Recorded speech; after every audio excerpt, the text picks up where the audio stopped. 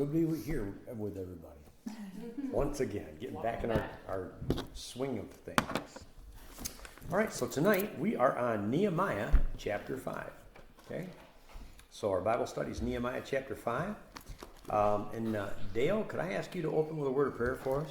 Sure. I think you made it. Dear Heavenly Father, we're so thankful, Lord, for this opportunity to gather together and study your word. We ask that you'll open our hearts and minds to receive it and understand the meaning and applicability to our lives and the world we live in. We ask that you'll bless each and every one of us and be with us today. In Jesus' name we pray. Amen. All right, thanks, Dale. Come on in, Vic. Is there an extra Bible study for Vicki? Yeah, Carol's gonna set you right up. I got it done. So once again, we've got another chapter in the Bible where I just think it's like it couldn't be more appropriate for today's times that we live in. So I'm glad we picked Nehemiah. Before we dive in here, I just wanted to, under historical studies, I just wanted you to take note of God's command in Leviticus chapter 25, verses 35 through 37. So this is what God told the people and commanded them as they were entering the promised land. This is how life is supposed to look like and what your society is supposed to look like. If any of your fellow Israelites become poor and are unable to support themselves among you, help them as you would a foreigner and stranger, so that they can continue to live among you.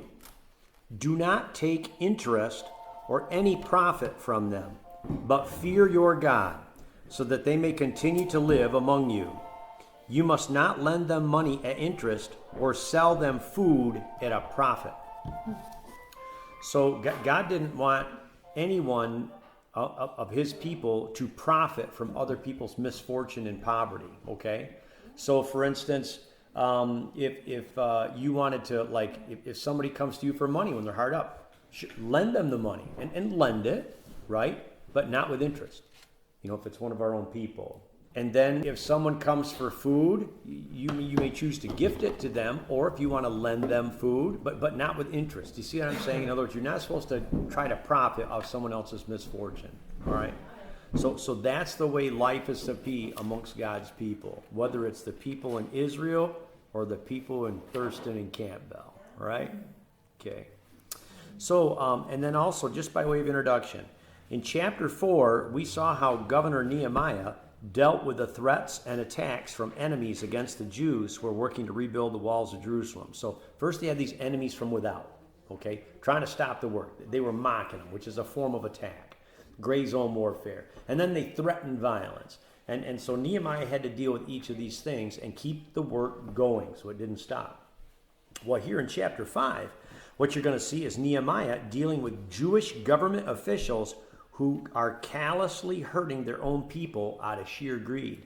So first you deal with the external enemies, and then you've almost got to deal with people who are acting like enemies from within. And by the way, this is the first place where Nehemiah actually refers to himself as the governor. So we kind of knew that based upon the fact that he rolled in there and took charge. He had a mandate from the king of Babylon, but now he says, as the governor, I do this, I do not do that. So this is the first time he refers to himself as the governor. So now you know he's the guy in charge. All right, period, officially. All right, so let's jump in here, starting with verse 1. Oh, and so the first chapter, I called it micro money problems. By the way, the next paragraph I called the macro money problem. After we get done with the second paragraph, we'll discuss a little bit what micro and macro means, all right? But basically, micro problems and issues is where you and I live. And at the macro level is where people in power make decisions that affect what happens down here, okay? So there's micro and macro.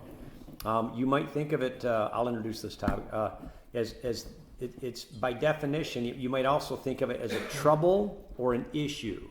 Micro matters are personal troubles, what happens in our daily lives and in our families. Macro issues would be, I just use the word issue. And if you try to solve a trouble using the strategy of an issue, you will make the trouble worse. And if you try to address the issues with the same solutions you use for troubles, you will make the issue worse. So they each require a different strategy to solve. Give you a quick example. Personal trouble would be homeless people in San Francisco, and another trouble would be property owners who have to deal, or business owners who have to deal with homeless people and drugs and garbage and human feces on the sidewalk in front of their businesses. That's a trouble, okay? There are solutions for troubles. But the issue is that in San Francisco, between California and New York State, you've got the highest amounts of welfare benefits, okay? So it's easy to be in California, especially in a milder climate, and live on the streets and still get your benefits, public benefits, but also the cost of living in California with taxes and things like socioeconomics of people who live in in California. Those are issues. So socioeconomics, taxes and tax base, and social welfare systems, those are issues. People who don't have homes but flock to California. I mean, if there's so many homeless people in California, why would people keep going there? Well, there's reasons for that. But those are troubles. Okay. And drug use and drug addiction. Those are a trouble. So just there's a difference. And we're going to get into this in the money thing in a minute. Okay. But what's really neat is what you're going to see here in these first two paragraphs is that Nehemiah is wise enough to hear the people's troubles, but he knows what the issue is that's causing them. Okay, so let's jump in. The first 5 verses, micro money problems. Now the men and their wives raised a great outcry against their fellow Jews. Some were saying, "We and our sons and daughters are numerous. In order for us to eat and stay alive, we must get grain." Others were saying, "We are mortgaging our fields, our vineyards, and our homes to get grain during the famine." So apparently there were hard times going on then, even a famine. Still others were saying, "We have to borrow money to pay the king's tax on our fields and vineyards. Although we are of the same flesh and blood as our fellow Jews, and though our children are as good as theirs, yet we have to subject our sons and daughters to slavery. Some of our daughters have already been enslaved." What's going on there, people? Human trafficking. They're selling their kids into all sorts of stuff. Okay? And then lastly, they said, "But we are powerless because our fields and our vineyards belong to others." So stop and think. If you get hard up for cash, you can go to the bank and take out what kind of a loan? A home equity loan, right?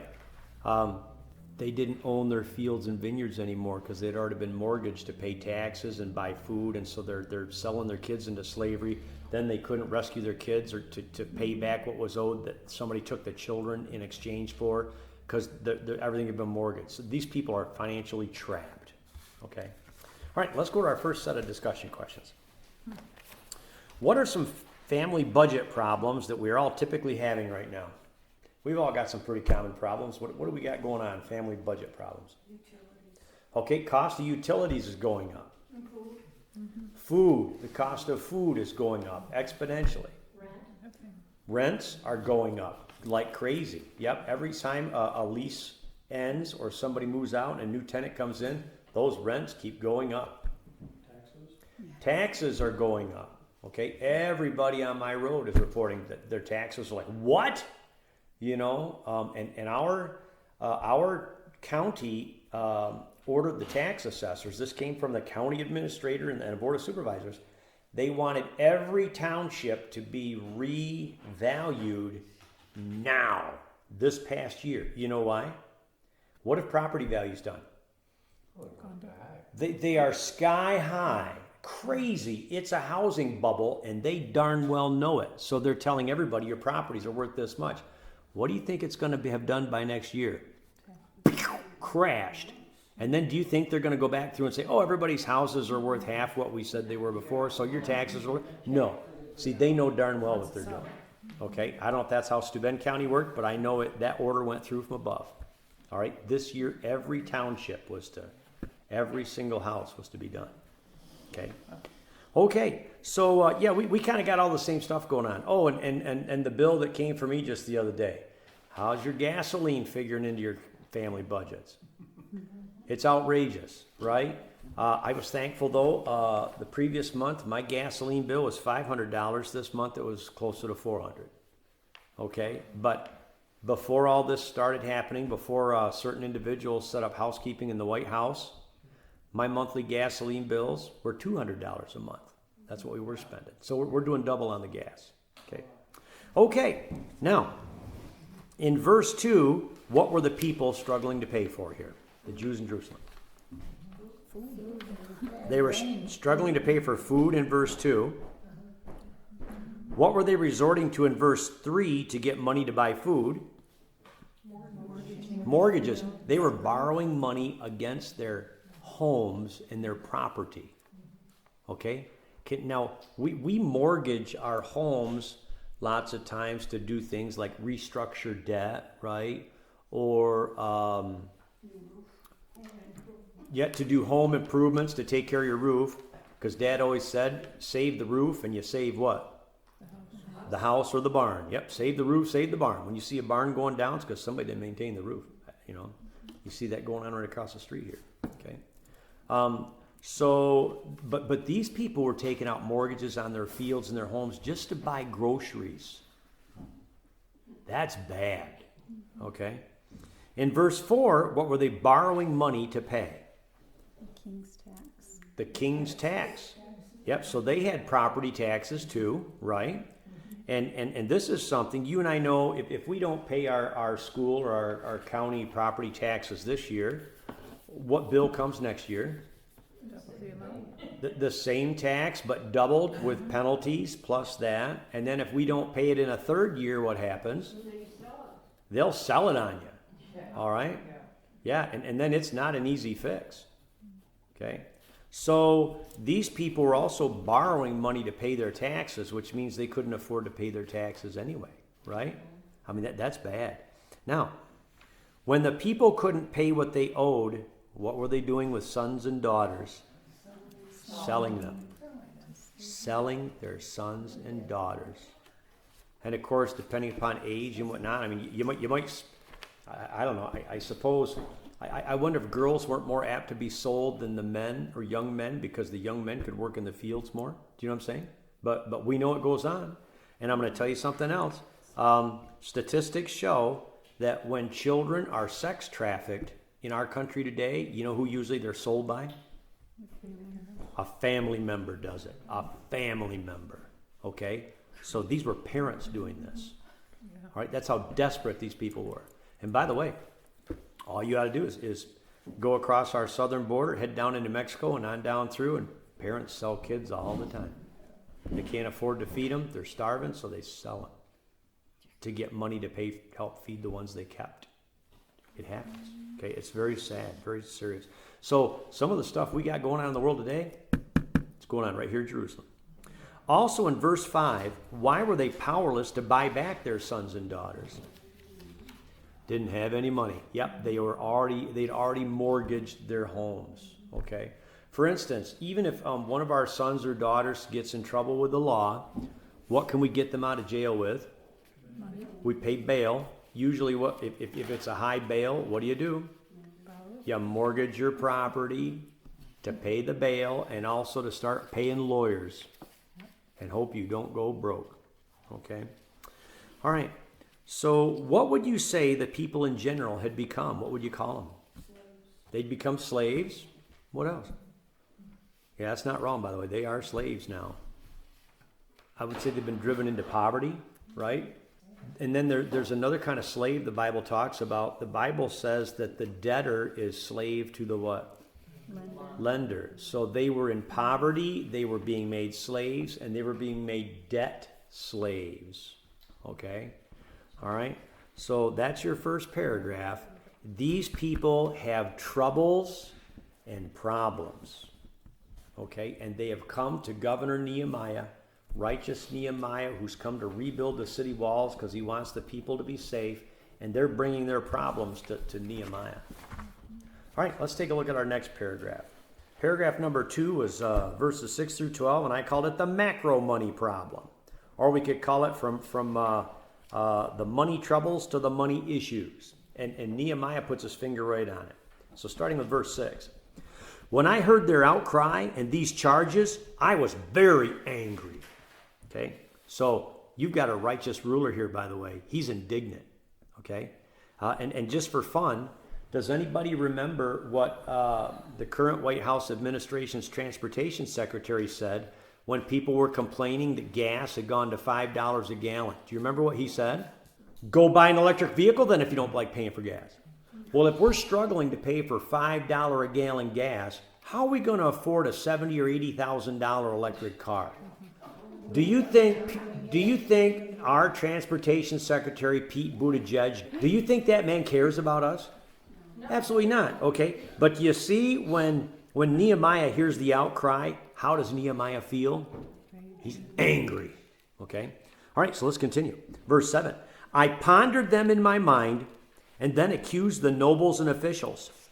I told them, you are charging your own people interest? So I called together a large meeting to deal with them. And I said, as far as possible, we have bought back our fellow Jews who were sold to the Gentiles. And by the way, that's also a reference to they were taken away into slavery in Babylon, right? All these people were slaves in Babylon. They've come back to Jerusalem, and now look what the ones that have money are doing to the ones that don't. Okay. Now you are selling your own people only for them to be sold back to us. They kept quiet because they could find nothing to say. So I continued, what you are doing is not right. Shouldn't you walk in the fear of our God to avoid the reproach of our Gentile enemies? Because remember back now in our study of Jeremiah, why did God allow Nebuchadnezzar and the Babylonians to come in and wipe those people out and take them out, the survivors captive?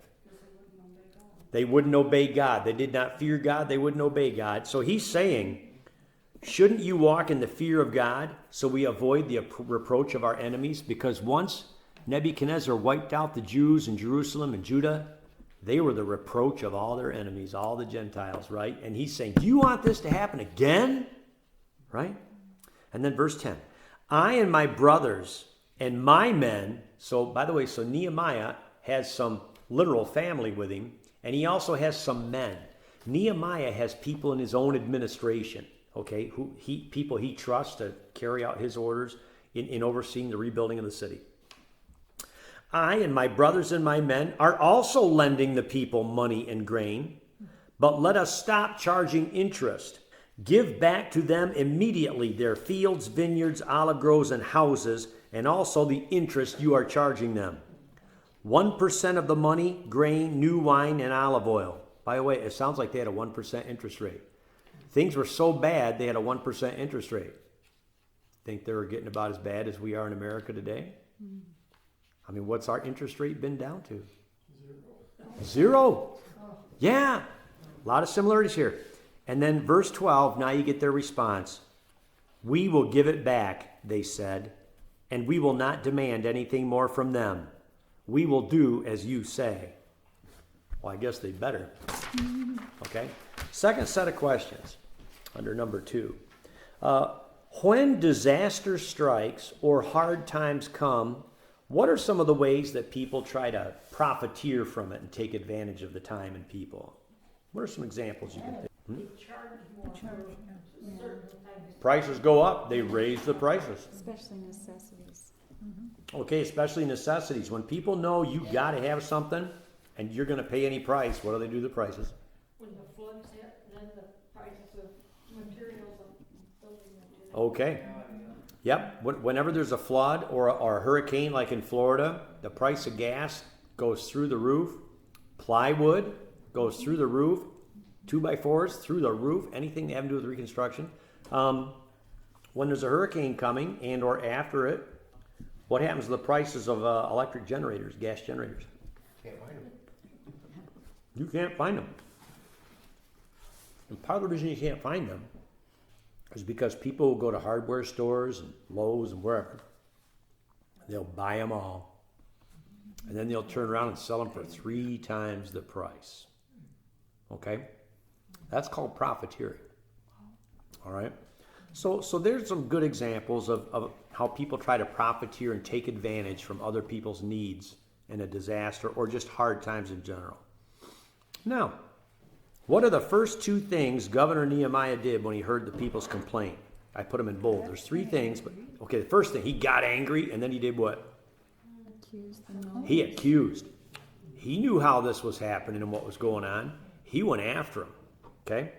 But, I'm sorry. I jumped ahead of you. He became angry and he pondered. He thought about it for a minute. What's going on here? Okay? And then, who did Nehemiah lay the blame on in verse 7? The nobles and the government officials. So people that thought they were hoity-toity because they had some noble blood or they had wealth, and also people who had been appointed as officials to oversee government operations in the city. Okay? What was his accusation against them, and how did it square with God's command from Leviticus? First, his accusation was what? Okay, they were basically robbing the people in need by lending, but with what? Interest, yeah. So in other words, when somebody's in need, you can either give or you can lend, right? And either way is okay. But the point is, they were lending, so that means you got to pay me back someday, but with interest, even more. Okay? That's the evil. And then how does that square with God's command in Leviticus? If you're God's people, you don't do that. And if you do that, then you are not what? God's people. See? Yeah. Okay? All right. So, what were the nobles and officials basically doing in verse 8? They were robbing them blind, basically. Yep. They were taking such advantage of these people. They were robbing them blind. And also, what else were they making of them? They just got set free from slavery in Babylon, and now they're making them what? Slaves, debt slaves. And then when you can't pay the debt, well, I'll take your little girl then. I'll take your boy. He can come work in my field, and he's mine until you can pay that debt back. So they were robbing them blind, and they were enslaving them. All right, their own people. What is Nehemiah's question for them in verse 9? He asked them a question. Oh, shouldn't you walk in the fear of the Lord? Mm-hmm. Shouldn't you walk in the fear of the Lord?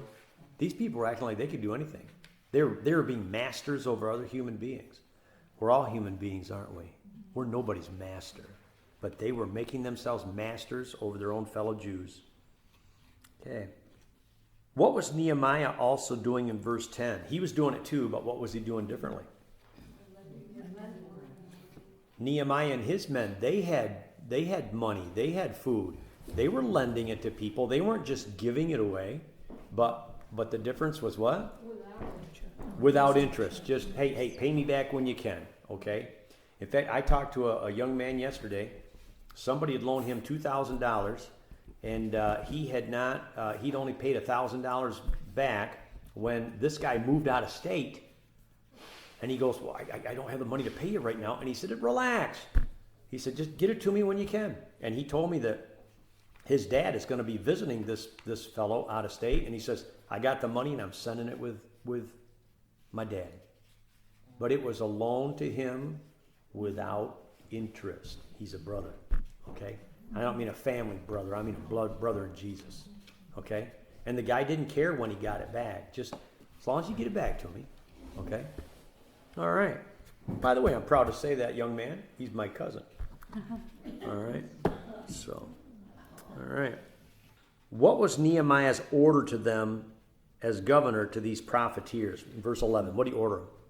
Give it back. Give it all back. And when he says all, he meant give what back? Give them back their fields, give them back their houses, give them back their children, and give them back the 1% interest you collected from them. Okay? Give it all back. Hey, by the way, I just had a thought.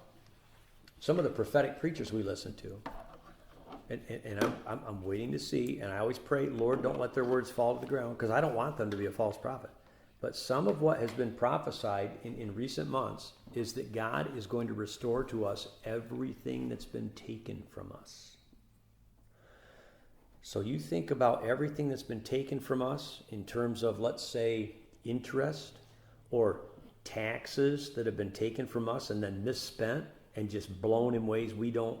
I mean, they're protecting Ukraine, but not us. You know, all that. I just had a thought. What if we have a righteous governor, a righteous leader like Nehemiah who rises up and says, you give it all back? Yeah. You talk about a tax rebate. Okay? Hey, you know, all I know is God can do this. So I'm waiting. All right? And I'm also, in fact, I told Terry, I said, you know, our school taxes are due at the end of September. I'm not going down there till the last day in September. Because maybe something's going to happen. I don't know. Being a tax collector, I know how that works. Yeah, a flood, right? Yeah, you'll get a flood. And we haven't, we can avoid the line. We got a drop box at a local bank, so, you know. Okay. And then how do these people respond to the governor's order? We will give it back. We will give it back. Yes, sir. All right. Now, stop and think about this. How is God's system of lending in hard times? First of all, how is it different than socialism? It doesn't say it's debt, or it doesn't say it doesn't have to be paid back.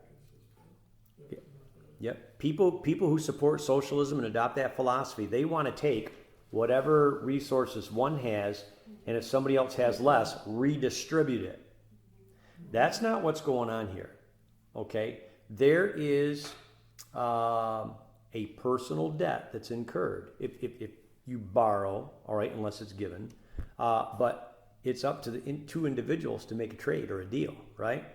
So it's not forced, all right? It can either be, the food can be a gift or the money in these instances, or it can be a loan, all right? So that's different from socialism, right? There's still a business transaction going on here. And then how is it different from slavery?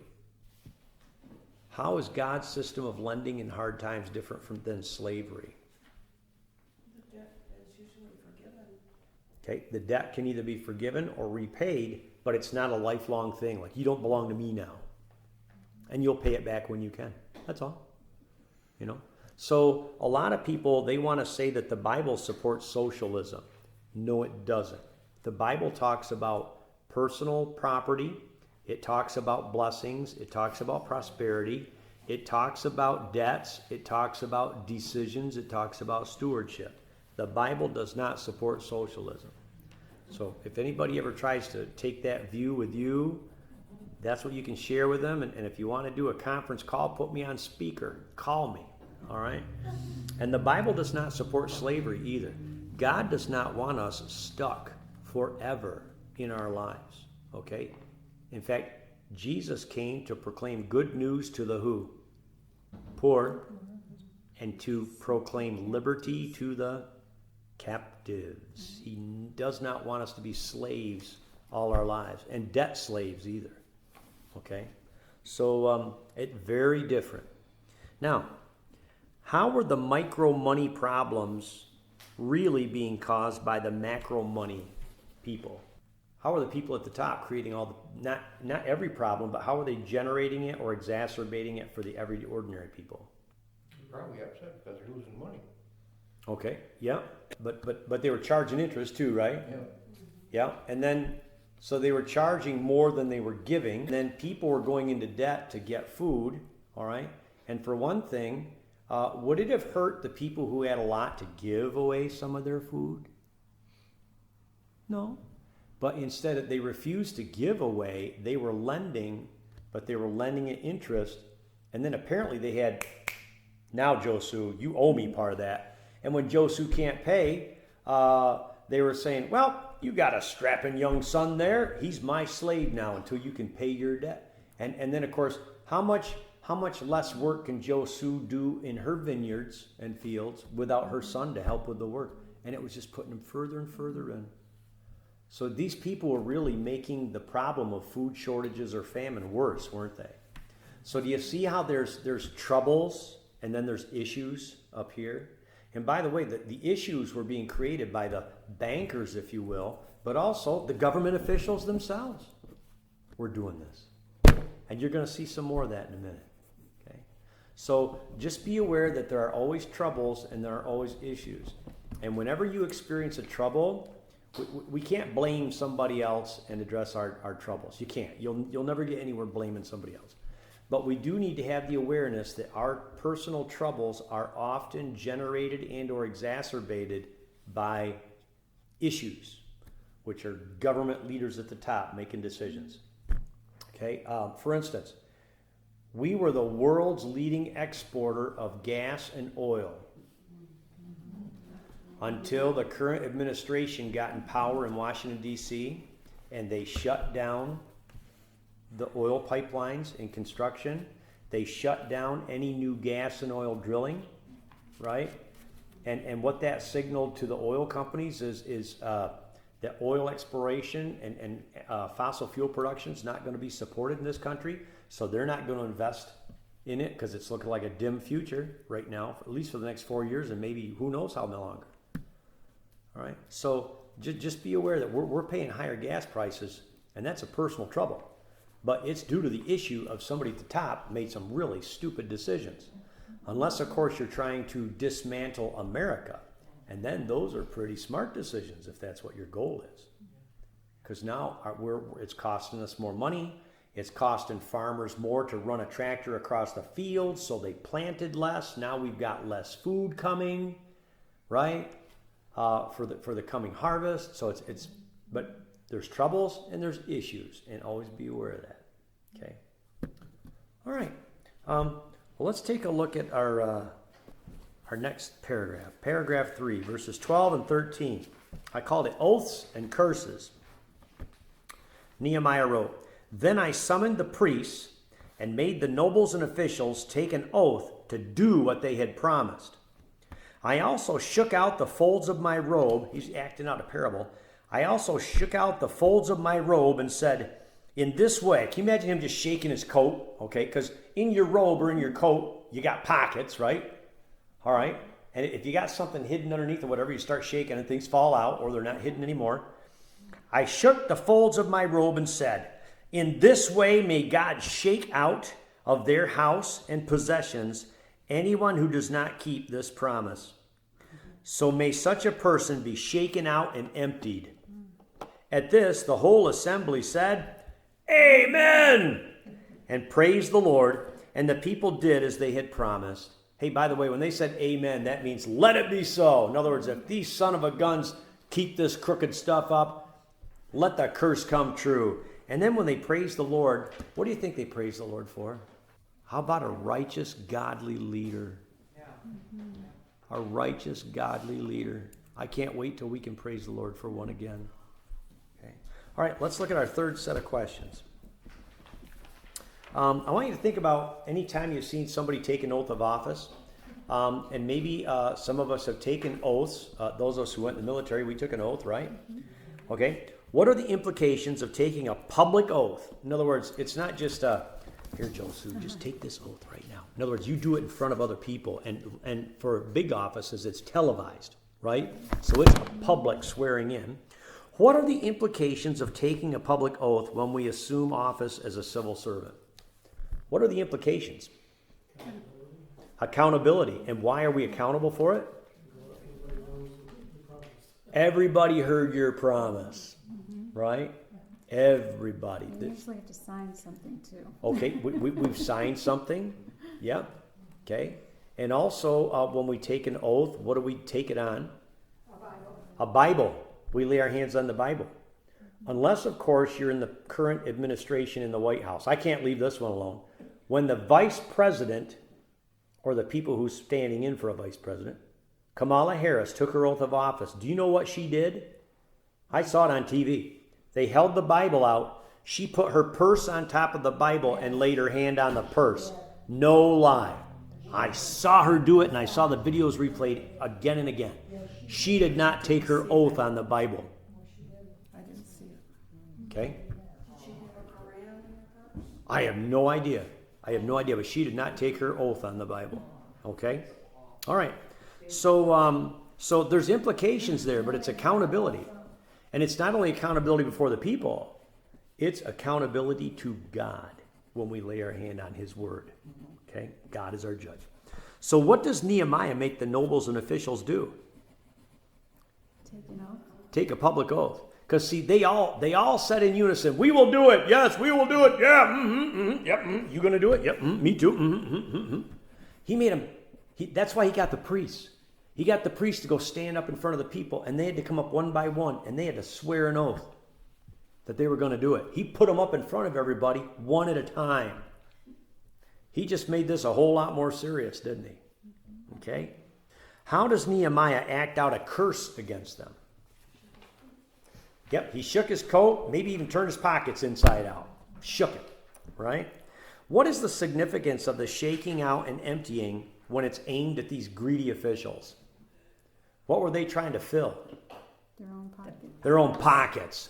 So when he shakes it out and he says, this is the curse, if you don't keep your word, then what may God do to your pockets?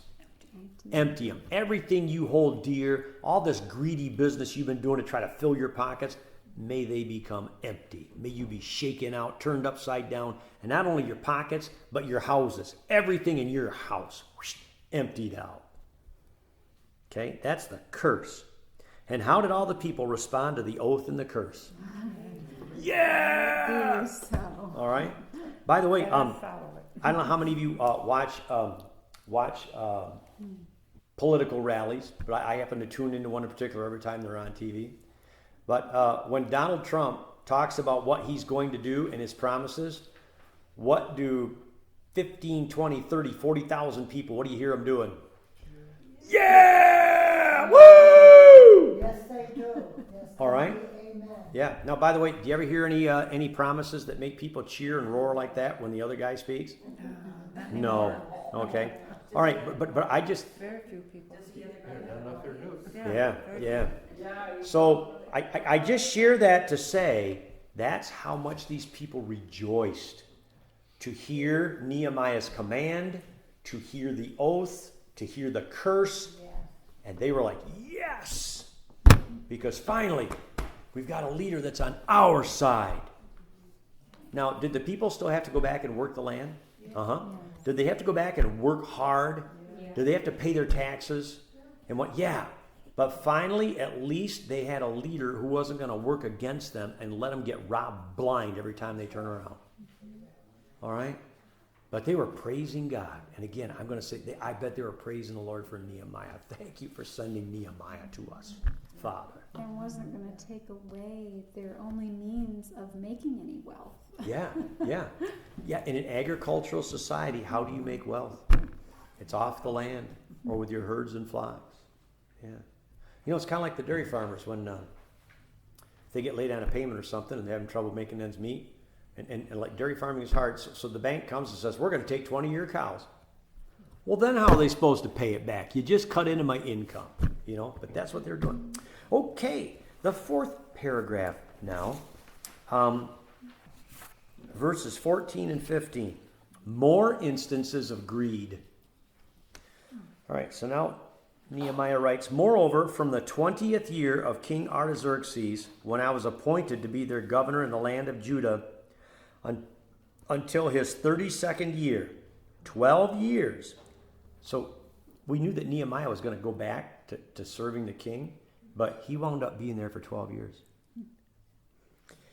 Neither I nor my brothers ate the food allotted to the governor. In other words, there's a food allotment. Because you're governor, you get this much every day, and the people have to provide it or whomever.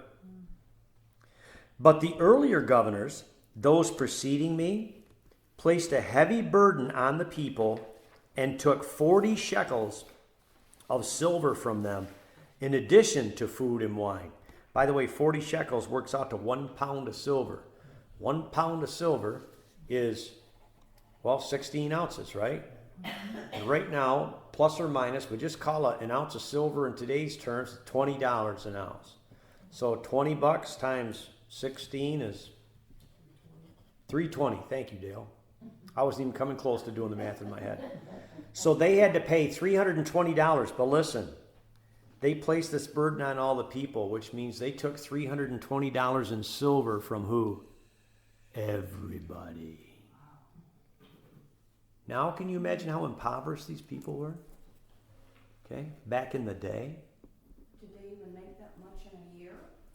They had to scramble and find a way. But then when they couldn't pay it, remember they were borrowing money? They were driven right into poverty.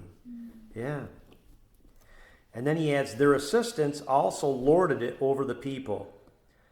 But let's read the last verse that's in bold together. But out of reverence for God, I did not act like that. So you can see where Nehemiah's heart and obedience comes from. All right, fourth set of questions. Why do you think high government officials always wind up living better than ordinary people through good times and bad times? Why do they always come out on top? What's some of the dynamics that are going on there? Because they want us to believe them. Because they lie anyways. We know they lie and they want us to believe them. Mm-hmm. How can you believe them? Well, Taking the money from the people. you scratch one back and I'll scratch yours. Okay, back scratching went on. So they wind up living better than anybody else. Take gifts. They take bribes. All right. Yeah, bribes. People get desperate. They want favors done, so they take bribes. They start living better than everybody else through good times and bad. Why else do you think they just behave like this? Because it was done before. It's always been done. So they'll get elected again. Okay, they do things so they'll get elected again and stay in power. For instance, why do you and I, when we are employed, we go to work every day and we work hard? Because we don't want to lose our what? Our job, because then we'll have to go look for another one. They don't want to look for another job. They don't want to have to work. So they work. They do everything they can to stay in power, even if it's crooked. Judy, you said something. Skimming off the top. Okay, they skim off the top. And I'm going to tell you this right now. There is a reason why Joe Biden's son is on the board of directors of a company in Ukraine. There is a reason why Nancy Pelosi has a nephew on a board of directors in a company in Ukraine. There is a reason why so many politicians have familial connections to Ukraine companies, and there is a reason why they just sent how many more $1 billion to Ukraine. How much of that do you think is getting kicked back through these companies and corporations to their kids and feeding right back to their bank accounts? It is happening. Ukraine is nothing but a big money laundering operation. That's what's going on here. It really is. And when that money goes, there's no accountability for it. And the people don't get any of it. No, the people are getting very little of it. And yet they take the lunches away from the children right here. Yeah, Right in our own school. yeah. That's because the school lunch program does not enrich politicians. All right, it doesn't. However, they are using the school lunch program to force schools to teach perverted things that they want taught to further tear down the American family. That's what's going on. But what's going on here basically, it just high government officials. It doesn't matter if times are booming or if times are tough, and we're facing tough times, but they're going to get tougher this winter. They always are greedy. They're self-interested. They're not looking out for the people, and because otherwise, if they were looking out for America, they'd protect our border and get that sealed up before you go protect somebody else's border, right? They would rebuild our own military before they send billions of dollars to help the Ukrainian military. And by the way, it's not just dollars they're sending our weapons, which means if we have so many missiles and we send them missiles, how many do we have left? Less. We're being weakened all the time. And if we were concerned about the American people, would we be releasing 1 million barrels of oil a day from our strategic petroleum reserves? To us, not to a foreign. They're shipping and sending it though. Yeah, it's being sold in Europe. It's being sold in China. See? Don't tell me that they are on our side or helping or protecting the American people. They are not. And it's all coming back to them. So can you see why politicians always wind up living much better than everybody else through good times and bad? Okay? They are ungodly people. And they're not there for us. They're there for themselves. Okay? And just another quick question. You've got to ask yourself, what's a senator or congressman make? Okay, they might make $140,000 a year. Now, to you and I, that'd be a real good living, $140,000 a year. But if they go to Washington and make $140,000 a year, how is it that when they leave office or when they don't, even while they're there, they become millionaires? I mean, and I don't just mean $1 million. Nancy Pelosi, I think, is worth something like how many millions? Isn't it like 80 million? See, how do things like that happen? Okay? So all I'm saying is they will always wind up living better than you and I when they're in high office. That's because there's something wrong with the mentality and the morality. All right? Yes, you know that Biden promised to get all your pensions back and everything like that, like Doug never got all his pension back, but he promised that would happen. Mr. Biden did, Yeah. but it never happened. Good luck. Yeah. Yeah, Okay, so good listen. luck. So now that we've talked, yeah, they need to be shaken so all their pockets empty out. And maybe God's got a way. All right? All right, in verse 14, what did Governor Nehemiah not take or eat? Verse 14. He did not take the governor's food allowance. So as the governor, there was an expectation that was set that the governor and his staff should eat pretty good. That's what this is indicating. All right? Now, in contrast, in verse 15, what had all of Nehemiah's predecessors done? They took the governor's allowance and did what? And the silver too. Yeah, charged even more. Yeah, they were collecting a pound of silver from everybody. All right. On top of that, it's bad enough these people are struggling to eat and make food on their farms, and they have to pay a tax of food. They were taxed in food. And then, oh, and by the way, I need a pound of silver from everybody tonight before you leave here. Yes. What? Okay. Now, how did the government assistants behave? They lorded it over the people. Yeah, they lorded it over everybody too, and took advantage of them and acted like they were better than them. All right? Now, in contrast, and out of reverence for God, how did Nehemiah behave? Opposite, right? I did not do that. I did not do that. What are the dynamics involved that seem to influence the majority of government officials to lord it over others and take advantage and take resources? In other words, what do you think are some of those dynamics? That they have this mentality that they think they can lord it over everybody. A sense of entitlement because they have what now? The office and power. And because I have an office and power and authority, they think they're what? Better than They think they're better than us. They really do. They really do. Okay? I think the worst thing you can do is to give a person who really shouldn't have it even a little authority because they become a tyrant in a small pond. When I worked in Livingston County, I worked in an agency of, I think it was 157 people. And in the different departments and whatnot, there were some people who were tyrants. You give them this much authority, and they think they are so much better than everybody else. It's like, I couldn't believe it. You know, and tearing people down and criticizing and ripping. I can remember once I was in a meeting, and negative things were being said about everyone.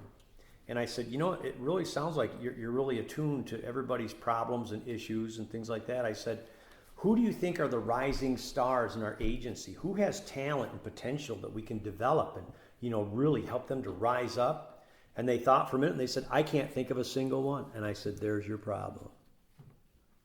But they think they're better and they're smarter than everybody else. When in fact, were they smarter than the people that worked for them? Nope. They just been there long enough and had experience and took a test and got a promotion. Okay. But it's this whole idea that they're smarter and more superior. And even people in a really small pond, you know, like be the big frog in a small pond. It's crazy, the arrogance that can develop there. It's appalling. It really is. Okay. By the way, my dad, he gave me something when I was very young, teenager, I should say, that helped me deal with that mentality. He told me once, he said, you're no better than anybody else, so don't ever act like it. And then he said, but you're no less either. And as a teenager, he told me, you are every man's equal. When I approach them as a person, you know, so what a gift.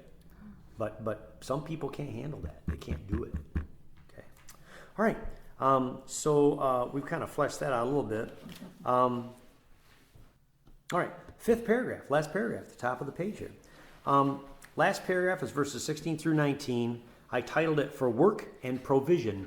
In other words, that's his focus. Verse 16. Instead, I devoted myself to the work on this wall. What was Nehemiah sent back to Jerusalem to do? Rebuild the walls. This is my job. This is my function. This is why I'm here. Instead, I devoted myself to the work on this wall. All my men were assembled there for the work. So what did all of Nehemiah's assistants and administration, what were they focused on? Building the wall. And then lastly, he adds, we did not acquire any land. Furthermore, 150 Jews and officials ate at my table, as well as those who came to us from the surrounding nations. So visitors would stop in, the governor would entertain them, right? And receive them. Each day, 1 ox, 6 choice sheep, and some poultry were prepared for me. And every 10 days, an abundant supply of wine of all kinds. In spite of all this, I never demanded the food allotted to the governor because the demands were heavy on these people. And then here's Nehemiah's prayer. Remember me with favor, my God, for I have done for all I have done for these people. All right, last set of questions here. Name some government officials that you know are devoted to the work we put them in office to do. And we've got to be able to think of some. I mean, it's easy to badmouth public officials, but we've got to also be able to name some that are focused on doing the work they were put in office to do. Can you think of some? Christy, no. Okay, Christy Noem. No? Okay, I think she I does a think good so. job for her state with integrity. Florida. Okay, Governor Ron DeSantis, is he governing to benefit the people of the state of Florida? And when the federal government does things that infringe on Floridians' rights, constitutional rights, what is Ron DeSantis doing? He's taking a stand. Okay, so I think he's doing a great job. Can you think of any others? Bobert, Okay, Bolbert is going down and fighting. and what's the other one? MTG. Yeah, Marjorie Taylor Greene. yeah. Yeah. And by the way, I can think of a local one too. I don't know if you can think locally. We have up in my town where I live in Livingston County, our highway superintendent. Man, I'm drawing a blank on his name. But he does the job that he was hired to do. And I only know that in particular because his predecessor would ride around in the town pickup truck all day long and just look at a pothole, or he'd hang out at the coffee shop for breakfast, and then and it was his wife's coffee shop, by the way. He'd hang out there for breakfast, he'd be in there for lunch, and he'd be in there for dinner time, and all he did was talk, but that he never got out of that town truck if you saw him about, okay? No, I'm certain, and he was really frustrating to work with. Now, the name almost came to me. But our current highway superintendent, you call him, he will come out and inspect a problem, and then he is running equipment and machinery with his guys, so he's multiplying the workforce. He is getting in there and doing the work. And by the way, I don't just mean he sits on a grader or drives a dump truck. He gets right out with a rake when there's pavement being done, and he'll rake right along with the guys. He's a worker. That man is doing the job that he was put in office to do. And I vote for him every time he's up. Yep. I think Michelle does a good job. Yeah, That's I was my gonna perception. say. Okay, all right. Our town clerk, Yeah. Michelle. She looks for ways to help. Okay, to try to be helpful. Yes. Okay. All right. Any others? Well, I think our current code enforcement officer is doing a pretty good job. Okay, all right. All right. Looking to keep things up to code, and yet there's a balance. I worked with a code enforcement officer once, helping out a buddy. And he came and saw the project, and he said, you got to stop and redo this. And he wanted 2x10 roof rafters, 2x10 rafters, not headers. I go along with 2x10 headers, but 2x10 rafters to hold up a steel roof with no sheeting underneath it. It was just purlins and steel. And I called him up and I'm like, Hey, dude, I built 2 barns in my lifetime. I mean, they've been up for 30 years. And I said, I used 2x6 rafters, and they were rough cut, not even kiln dried. You know, I said, can you give the guy a breather on this? Well, okay, Dave, you know. Okay. So we can all think of some government officials, and I'm hoping somebody can name one more. One government official that went to do the job we put him in office to do. Donald Trump. I sincerely believe that man was doing the job we sent him to Washington to do. See, I was starting low, and I was going to get. Okay, yeah. Donald Trump went down there for the American people, and by the way, he's been called a populist leader. And people speak with that like it's a bad thing. He's a populist leader. If you're a populist leader, who do you represent? The people. The people. What is wrong with that? I'll tell you what's wrong with it in the eyes of the elites. We're too stupid to know what's good for us, so they need to make the decisions about what's best for us. I'm serious. That's why they're turning everything green, and you've got to buy electric cars now. Oh, but we're running low on power because we cut out fossil fuels. So don't plug them in, please. Yeah, but where you gonna plug them in at? Exactly. I don't understand. Oh, it doesn't matter, Carol. Just buy the electric car because we told you to. Yeah. Yeah. All right. Okay, so listen now. Now that we've had a little fun, what was Nehemiah devoted to? The work. I'm devoted to the work. He went, he came to Jerusalem. He was made the governor to work and to go rebuild a what? The walls all around the city. Yep. Now, what were Nehemiah's appointed officials devoted to? Same thing. The work. They were there to work. What did none of them do? Buy land and acquire land. Yeah, see these other people, they were like, oh, I've got my land, but I can loan money to this guy and get him in debt to me, and then when he can't pay, I'll loan him some more, and pretty soon it's like, you can't make your, I'll take your land instead. Oh, you need more? You don't have any land. You can't borrow money against that land. I already own it, so I'll take your little kid. Well, that's showing that Nehemiah is keeping his promise and will go back too. So he's not getting thoroughly involved in. Bingo. Because he knows he's under authority and he has to go back to Babylon, doesn't he? Why would he buy land there? See? He recognizes he's under authority. Now in verse 17, how many people did Nehemiah feed from his own table? 150. And it's actually 150 plus, because he said whoever was visiting the city that day, foreigners, whatever, coming through, he would feed them. What was their daily consumption? What was on the list?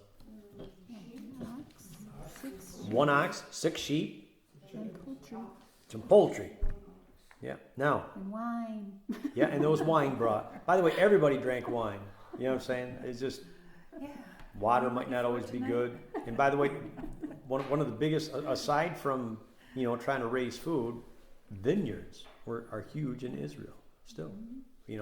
They make wine there. Like the Finger Lakes. Yeah, like the Finger Lakes. Okay. So that was their daily consumption. Does this sound like Nehemiah and his administration lived high on the hog? Now when you're feeding 150 people, I mean, you think an ox a day? Well, if we had 150 of us, I bet we could eat one of my Black Angus steers a day. I could put it in it. Yeah. Whereas when it's just me and Terry, it'll take us, depends, a year and a half to eat one, maybe 2. Try it as a test. Yeah, let's get 150 and see if we can eat a whole darn steer. Yeah, yeah. Well, I bet we have a lot of leftovers. Okay. A lot of people could come. Yeah. What did Nehemiah never demand and why? He never demanded allotted to the government. Yep. He never demanded that allotment, and the reason was because it would be a what? A heavy burden on the people. Yeah, well, that hardship on the people. He didn't want to place that burden on them. I'm not going to do that. Okay. In verse 19, what is Nehemiah's closing prayer? He said, remember me with favor, God, for all I have done for these people. Yeah. Remember me with favor, my God, for all I've done for these people. Amen. How did Nehemiah's service to God impact the way he served as governor? He was totally different. He served God first, which meant he served the people and didn't seek his own interests over theirs. See?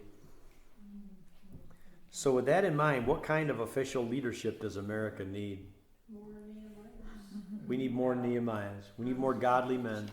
People who serve God first, and then that will determine how they work and administer and serve the people.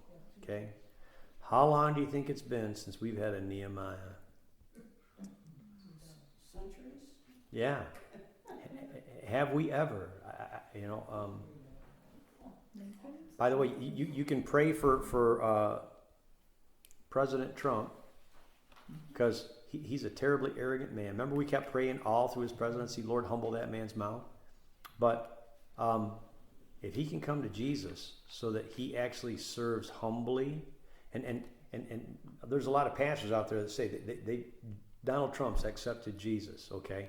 But you and I know when we accept Jesus as our Savior, the Lord has to work a long time on our personality, doesn't he?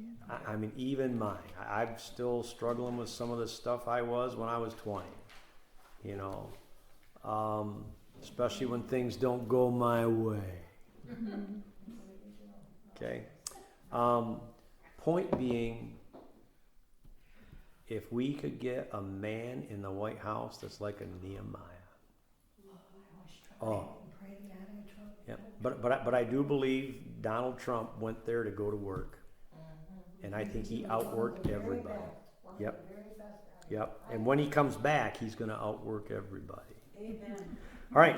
Now, I want us to go back one more time and just look at the italicized portions. I went through this and italicized things, and look at them with this thought in mind. How many ways were the people being taxed or debt enslaved? How many ways were they being taxed or debt enslaved?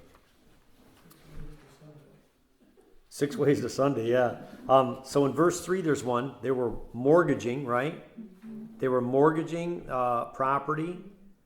And then verse 4, they're trying to pay the king's tax on the fields and vineyards.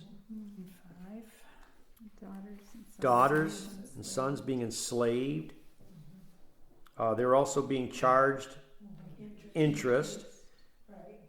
All right. The fields weren't even theirs. Yeah, the fields weren't theirs anymore. They were selling their own people.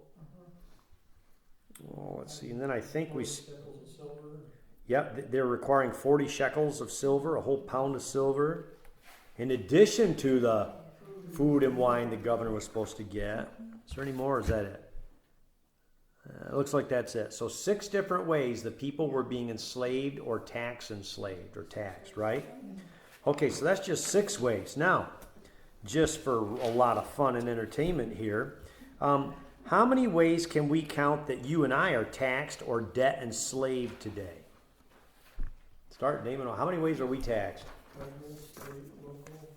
Okay, we pay federal income, we pay state income, we local property taxes. Oh, that's right. There's a New York City tax if you live in New York City. Yeah, and then property taxes, school and county. Sales tax. Village tax. I mean. Okay, sure. Yeah, there's village taxes. I mean, even Addison has a village tax. Okay. Besides town. Country. Okay. Yeah, and I think where I come from, Nunde has one too. Sales tax. Sales tax. By the way, and then there's now a sales tax. There's hotel occupancy tax. But All right. this tax on like vehicles. Okay, vehicle 3. taxes. I mean, if you sell it, people are retaxed. Yep. again. So you tax again. Yep. Also, your driver's license is a tax. Yeah. Your registration is a tax. Your safety inspection is a tax. It really is. What else? More gun. Okay, you watch. They are going to tax. Well, there's already a tax on our Second Amendment because now you're supposed to take a training and all this stuff and annual There's more reviews and all stuff this. for it. And they But- tax water. Water should not be taxed. Okay, yep. Okay, they'll put a tax on water, especially in western states where they divvy it out and allot it. Okay, so we're up to 9. I'm sorry, no, 14. What about when you buy or sell a piece of property? There's mortgage taxes, recording taxes, Death taxes. death taxes. Just thought of another one. Is there really? Oh, yeah. Yeah. Oh, gas taxes. You have taxes on your propane when it gets delivered. Fuel taxes there, separate fuel taxes, and then they also have a hazmat fee. What's that? It's just another way to tax. It's ridiculous. They have to clean up a mess. Yeah, but that's on them. How much money they made for their business. Yeah, yeah. When you figure how much they're making on that, it's astronomical. Oh yeah, They need Oh, yeah. more. yeah, yeah. Oh, capital gains taxes Yeah. on your retirement accounts if you cash things out, right? So now we're up to 21. FCC. Okay, on your telephone. Oh, yeah, all your communication. Okay, so now we're up to 22. TV. Did you say T or TV? Are we paying tax on our T yet? Okay, so you kind of get my point though. We're up to 22 or 23 different taxes that we are charged every time we turn around, okay? So if we are taxed and debt enslaved today, 22 different ways that we can think of right here, what do you think it's time for? Vote. It's time for a revolt. Yeah, it's time for a Nehemiah. It's time for a Nehemiah leader to say, give it all back. Because you see, we are taxed far more than we need to be because they keep using it for other things. There's no reason for this. And then I'm also going to say, I sincerely believe we are taxed for one main reason. The government can't run on our taxes anymore. They don't generate enough tax revenues. I think they tax the citizens to make us believe they're spending tax revenues. They are printing more money than they could ever take into taxes. And that's where the real source of the money is. It's all counterfeit. It really is. So anyway, what do you think it's time for? We need a Nehemiah leader and possibly a tax revolt. This country's war for independence actually got started over taxes and what was the one other thing? Well, taxation without representation. And what else did the British do? They went to confiscate the guns and ammunition at Lexington and Concord. And what are they doing in New York State right now? They're not confiscating, but they're trying to cut us off from it. You watch. They're going to push us into a revolution. I sincerely believe that. All right? Not that I'm calling for it. Want to be very clear.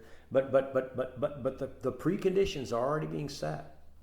And you just got to wonder, how much more are we as Americans going to take?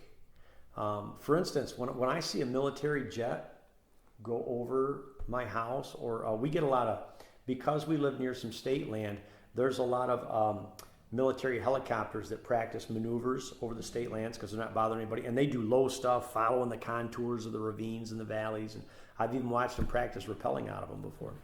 But point being, I've always said, if you can guarantee that my tax dollars will go to buy another one of those, go ahead and raise my taxes. I fully support the defense of our country and a strong America. But I don't support the defense of another nation when we're not protecting our own. See? So, anyway, all I'm saying is that the conditions are shaping and they're getting intensified, and you just wonder, wonder how much longer, and what's going to be the straw that breaks the camel's back. You just got to wonder. And if and when that time comes, it'll be a frightening time for us. But hold on, Because we've let it go You gotta get rid of smoothly blank so checks. far. What's that? You gotta get rid of those blank checks you keep writing. Yeah, there can't be blank checks. By the way, when a nation's in hard fiscal times, the government doesn't turn around and spend, what was this last one? The spending bill they just passed. Trillions. 1.9 trillion. Yeah, it's crazy. It's crazy. And all the fluff that's in it. So anybody got anything else on the Bible study for tonight?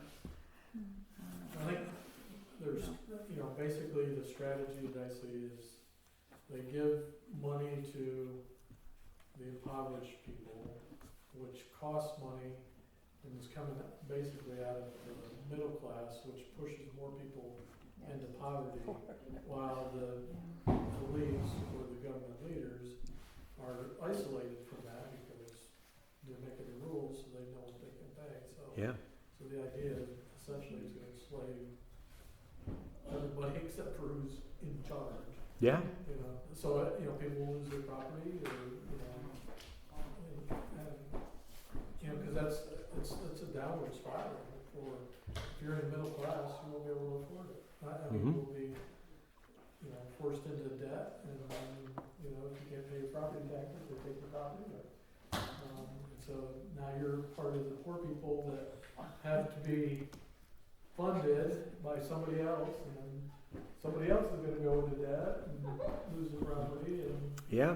Yeah. So basically, what Nehemiah called out here is exactly what was happening there at that time. Yeah. Is happening right now. Absolutely. So can you see how Nehemiah is just so appropriate for today? I love these books, that we're studying here. And one other thing, real quick too. I know I shared this with you before, I think, but I heard somebody from the World Economic Forum outline their strategy in 3 words and just put an equal sign in between them. All right? Scarcity equals dependence equals control. And that's what they're after. So when you see things becoming more and more scarce, it's by design. They're after control at the back end. Yeah. All right. So they're after controlling us, right? Absolutely. There are people who think they can run and rule this whole world. And I got news for them. God's going to show them different. He will. Yeah, he will not let anyone steal his glory. Okay. Okay, any other thoughts on the Bible study here tonight before we wrap up? I thought of when does the year of Jubilee come in place? I think this is the year of Jubilee, and it ends, I think, with Rosh Hashanah at the end of September. But did they practice it back then, or did it come along after? The year of Jubilee, I think, was practiced in the beginning, and then the people abandoned it, which is why God let the Babylonians come in and wipe out the land. And the fact that they were supposed to keep these Sabbaths and Jubilee years, and they hadn't, God said that their punishment would be that they would be removed from the land for 70 years. And that was going to be the equivalent of a day for every year they didn't do Jubilee, something to that equivalent. Yeah, Josue's shaking her head. So you can see I'm not quite sure what I'm saying. It's a Jubilee. Josue's affirming what I'm saying. But point being, that's why God said it'll be 70 years. You won't let the land have a rest. You won't give each other a rest. I'm removing you from the land. It's going to go wild. Weeds are going to grow up and everything else. You're going to let the land rest. So they didn't even have a chance to practice it again. I don't know as they ever did again. Yeah, but that's what it was supposed to do. Yeah, in the year of Jubilee, all debts were supposed to be forgiven. All indentured servants set free. It was a do-over. Which, by the way, isn't that God's model for forgiveness? Doesn't matter what you owe, you're forgiven in the year of Jubilee. There comes a time to be forgiven. Yep. And he wanted his people to practice it. Because Jesus said, unless you forgive, you will not be what? Forgiven. We all need that forgiveness. We said, so God set it up in the year of Jubilee. You're all to forgive each other, monetarily. Isn't that great? God really is a good God. Just like people might say, oh, somebody has land, or they grow a lot of corn, or they have the machinery, but God's command was you don't harvest your fields all the way to the edges. You leave crops all the way around the edges so that people who don't have any other way to get food, or they might be running hard on luck, they can go and pick it themselves. And there's a farmer in Castile, by the way, you might be able to go this time of year now because it's September, but after they harvest the potatoes, everybody's free to walk the fields and get everything that the harvesters missed. And you can get bags and bags of potatoes, but you got to bend over and get them yourself. He's not going to do it for you. Yeah, good guy. He's practicing the biblical law. And he'll be blessed. Yeah, and he will be blessed. Yeah. Yeah. I know they grow good deer over there because it was off one of those farms that I got my best buck. Yeah, that hangs on my wall. Okay, so anything else on this text? All right, we're going to sign off then. So for everybody listening at home, we thank you for joining us. We hope this has been helpful. And we just want to encourage you that this is God's plan for America as it is for his people. So you pray for a Nehemiah leader to be raised up, okay? And for everybody here tonight, we just want to say to you, good night.